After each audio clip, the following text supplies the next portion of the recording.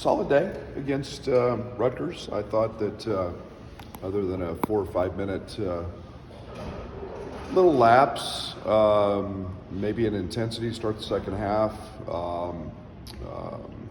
we did some really solid things. I thought that we did a really good job of taking Mag and Hyatt, in particular, Williams, kind of out of that game. Cliff was really their only really effective guy on the offensive end. I thought with Terrence coming back, I thought he was solid. Kind of about what about what we expected. For a guy who's missed 6 games in 3 weeks, and it's very, very challenging to get your competitive flow back, and it took him a minute to do that. But Justin Harmon, I thought, was just outstanding on both ends. I think we forget sometimes how good an athlete Justin is, and we saw that on display. Rebounding the basketball with 8 rebounds, and then some of his drives to the basket were extremely athletic. So very pleased with him. At night we didn't shoot the ball particularly well, and scored 86, and basically 6 guys in double figures. So I like that. Now it's onto the road, and life in the Big Ten on the road always has its challenges. You get great crowds and passionate fan bases, and you get a team for the second time, one that we played very well against in the first game. We made shots, and this is a team that has beaten Maryland, has beaten Purdue at home. They're shooting the ball much better at home than they have on the road. They just lost a tough one at Nebraska. But Langborg, Martinelli, Tyberry, Barnheiser, those guys shoot the ball at a really high clip at home. Obviously, I think Boo is one of the outstanding guards in the league, and the head of the snake there. So expecting a very, very tough game. A team that is coming off a loss and has been very good at home. Brad, the other day we talked about being really hard on Justin to fit this role. Like, what constitutes being a good 6 man? What do they need to do like you? No drop off, and elevation. Elevating the play, and it doesn't have to be in points. It could be a defensive lift. It can be an energy lift. It can be a lot of things. And I put tremendous value in that as a coach. And a lot of times we all get wrapped up in who starts and this and that. And I want those 6th, 7th, 8th, 9th guys, however many it is, to be able to elevate and do something that helps elevate after 4 minutes, and the other team's a little bit tired, and you come in and have the ability to score baskets, get stops, whatever the game needs. And so I put a lot of value in that, and always try to mold that position a little bit. And Justin's been the consummate student in that side of things in terms of trying to learn it. Have you always kind of looked at it that way? Or was there someone in your career that you had come off the bench that did all those things for you? No, I've always thought it was a team game, and I've never, it's kind of the old cliche. It's not who starts, it's who finishes, and you have to have value. You have to have guys that compete, and not everybody's going to be a first option, but there's tremendous value, or more value maybe, in a guy who comes off the bench and understands his role. I had it at Stephen F. Austin. Truthfully, probably my second best player was a guy who came off the bench, and so I've always valued it. I think it's a team game. You got to have guys there, and you don't want to. In a perfect world, you don't want to have a discrepancy from your first 5 and your second 5, and that's what we try to strive for. with how the last game against Northwestern went, do you come in expecting maybe changes from them schematically, a more different effort or execution in their part? I don't know. I think they threw a lot at us on the defensive side in terms of their double teams. They doubled big. They doubled from the baseline. Those are two things that they have always done. They're a team that forces a tremendous amount of turnovers. I think they lead the league in turnovers forced. They've always kind of done, since Chris Lowry's been there on staff, they've always kind of done what they do, and they've been really good at it. And I think second place finish last year, and I think led the league defensively, and they're right there in contention again. So. Everybody's done something a little bit different with Ty. We've kind of come to expect something, but we'll adjust as we see what they do. Boo got his points in the last game, as he will, just about every game. But is slowing down the supporting cast a big part of this, especially a guy like Barnheiser? You can't. Well, Barnheiser's coming off a career high. I think he had 24.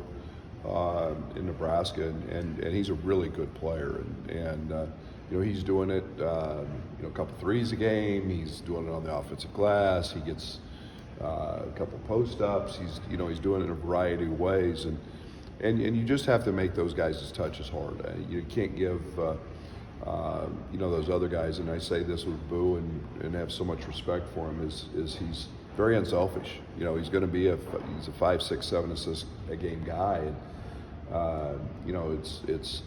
it's what he does to elevate his teammates. So, we've got to be good on all of them. This is a really good offensive team, especially at home, and you can't give them a ton of open threes, and if you do, they're going to make them. You talked about the integration process with Terrence through one game and some practices. How have you felt the way that he's meshed? It did seem like the ball moved pretty well with him in the game. It was good. It was good. I think we missed a couple of of opportunities with him, where we've been, we call them corner steps, where we've stepped up and screened and he didn't. Those are film things that we can clean up, and on the court things. And he drove a ball that was right back into the defense instead of making an extra pass once. And and then in the second half he made the extra pass and Coleman got a wide open three. So. It's just little timing things like that come from practice and film, and he'll be better. You coach him through road environments, and I would assume maybe even a lot more road in your teams as well. 2 out of 3 games. It's life on the road in the Big Ten. I just know, it's going to be animated as always. It's always a raucous crowd when we go to Evanston and when we go on the road, and it's the beauty of this league is there's sellout crowds everywhere, and there's great passionate fan bases. Students are back in, and our job is to go play basketball and worry about the guys in the uniform, and try to do the best we can to eliminate all the outside. When you looked at maybe the defense in that stretch without Terrence, compared to what it had been with him, was it just his presence, or did you identify other things that where those metrics dipped? Well, he's 6'6", 220 pounds. He's a really gifted athlete. He's extremely strong, and then he competes at a very high level. And when you look at guys that guard the basketball, which Terrence does a lot. He's in that situation a lot for us. He's really good at it, and he's physical. He's long. He does a great job with his length of what we call a rear view contest over the top of ball screens. You don't replace that. That's genetics and then a great desire to become an elite defender. He's got unbridled passion for that. So. You don't replace it. We did some other things a little bit better sometimes because we had to scheme a little different. But it's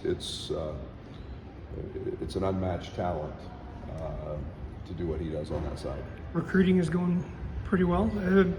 Do you have maybe a guiding philosophy or strategy in how you want the roster to be constructed in terms, balancing high school kids and transfer portal kids? Yeah, I think that we have to be careful with high school guys. I think it's the right fit. It's the right character. It's obviously talent. You're not going to have guys come in that you don't think fit your style or have the ability to play at this level. And then you've got to juggle the portal, and to continue to recruit high school players. We're going to continue to do that. It suits us. I think they're the base, the essence of what your foundation is, what your culture is. They help teach the transfers what to do, whether they're 1 or 2 year guys, because they understand, they've been here. And I think Coleman Hawkins is one of the great examples of a 4-year guy. Luke Goody, a 3-year guy that just understand and have helped our transfers this year. So we're gonna continue to recruit freshmen who we think are really good players, and and fit the Big Ten and fit the way we're trying to play as we move forward. How's Amani progressing? What do you mention his status to be tomorrow? He'll be in uniform. Amani was a partial go yesterday in practice. Did a good amount, so he will be in practice today. So we'll see him in back in a uniform today and not sweats, which is a really good thing. What does that allow you guys to having him back in terms of depth or in front of the Well, again, he gives us that pick and pop 5 who can really shoot it, and he's a really good rebounder. Again, there's some integration process with him as he's been out a good bit here. He was just really starting to blossom and play well, due to prior to the back injury. So, he's a young guy that doesn't have a ton of experience to lean on, but he's got we got to have him back and get him integrated and start hitting bodies again, and that's the important thing at this point. Since Sunday, the defense was maybe where Terrence saw maybe some struggles. Was that just first game in 3.5 weeks? Yeah, it's more of a mindset, and competing is when you take some time off from competing, you don't just strike that match. It takes a minute to get going and get that culture mentally going again. And I thought that the conditioning piece and all of that were factors, but there's nothing like just getting out there and competing again. And I think that practices help with that, and obviously the game. But that'll help him as much as anything on the defensive side. Just one more on that. I mean, when he's on the court, do you see something different from the rest of the guys, based like either what they do or what they can do, or just their approach? Yeah, I think anytime you get an elite athlete, he can be a little bit of a security blanket, but he's also a great leader, and he sets an example. And when he's guarding the basketball, you see how hard he's playing. That becomes really contagious. You're going to pick that up as well, and you're going to do that so you don't let your teammates down. But his ability to guard, his ability to defend and block shots and challenge and all those things are vital parts of everything we do. So we've got to, we know we've got that back in the lineup. Now he's got to rebound better, and he had 1 rebound in 27 minutes, and those again are the competitive things that he'll get back to. When it comes to preparing for these rematch games, do you pay a lot of attention to the first time you played them, or do you just kind of look at the last couple of games? How do you kind of balance those? Oh no, both. There's a fine mix of, you pay attention to it because you want to see if they're doing anything different. You want to see, Rutgers had completely changed lineups and had a different, had different matchups and actually a different scheme or two on the defensive side. So, then now with Northwestern, you start looking and seeing, Barnheiser's become a very viable second option for them and coming off a career high. So you look for tendencies. you know, from the first time, you look how they're doing. You see somebody play a similar package that you may have, and you want to pick those things up. So that's all part of the scouting process, and it's what our staff does a great job of dissecting. The stats show that your team is defending hard without fouling. Was that a priority heading into the season?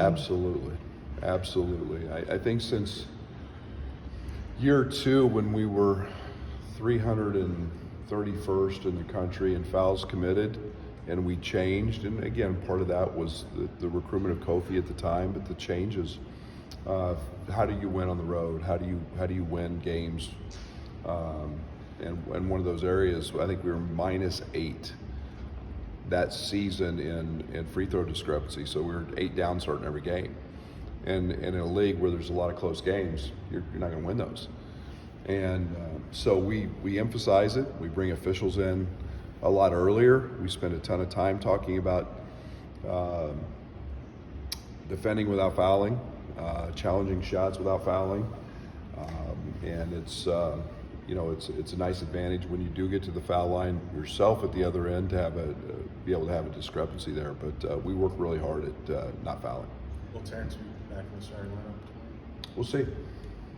This last stretch of games, well, really about 9 games or so, you've had most often at least 4 guys in double figures. What is that balance scoring and product of? What a defense schemes against us, truthfully. We've seen a lot of scheming. We've seen, bigs guard tie. We've seen different double team coverages. We've seen teams load up on Marcus, try to get the ball out of his hands. We've seen teams not help off Luke. We've seen small guys on Coleman. So it's just based on what the defense has really been giving us. And, we've had relatively high assist totals through that, but again, it's good shots and getting to the foul line, getting some easy opportunities in transition, which was huge on Sunday. But again, it's I think just more about what the defense is giving us, and not trying to be stuck in a rut where we have to do the same thing every time, no matter what. We've got versatility. Thank you.